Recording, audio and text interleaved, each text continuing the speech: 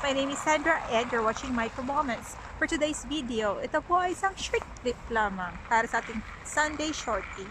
Pero today po ay hindi Sunday, ngayon ay Thursday. And isang maliit na paalala lang po yung i-share ko sa inyo. Na kagaya po ng plant na ito, napupunti naman ang dahon.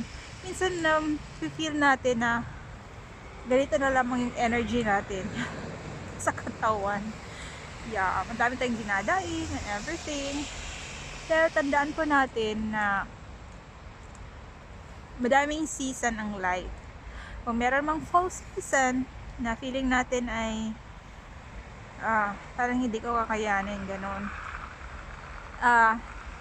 Isipin po natin na meron din pong springtime. At malapit na po yun. After winter time, springtime. So, yun lang po. Think positive lang po tayo and be positive always. Have a nice day.